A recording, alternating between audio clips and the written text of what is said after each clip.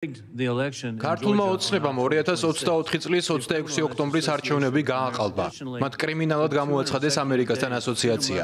200 დღეა თავისუფლების მოყვარე ქართველი ხალხი ყოველდღიურად გმირულად გამოდის ქუჩაში. მათ უჭირავთ ამერიკის დროშები, თანატარებენ პრეზიდენტ ტრამპის ფოტოებს. თქვენი ხელმძღვანელობით რა გაკეთდება სახელმწიფო დეპარტამენტის მიერ ისეთი, რაც რეალურ ფასს გადაახტევინებს ანტიამერიკულ ქართულ ოცნებას ქართველი ხალხის სახელით? უპირველეს ყოვლისა ამერიკის შეერთებული შტატების მიზნები ჩვენი ეროვნული ინტერესებია. ამიტომ ჩვენ ასე განვიხილავთ ამ საკითხს. არის ჩვენი ინტერესი, რომ არსებობდეს ანტიამერიკული მთავრობა, რომელიც ხელისუფლებაშია მსოფლიოსთვის მნიშვნელოვან რეგიონში.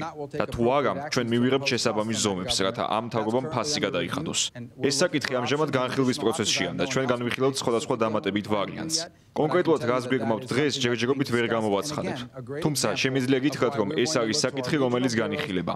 კიდევ ერთხელ, ეს შესანიშნავი მაგალითია იმისა, თუ რატო ვაპირებთ მიმართოთ ჩვენს რეგიონულ ბიუროებსა და ადგილობრივ ოფისებს ადგილზე, რათა მათ მოგცენ რეკომენდაციები იმის შესახებ, თუ ყველაზე მეტად რა ზომებზე ექნება მთავრობას ანტიამერიკულ მთავრობას რეაგირება.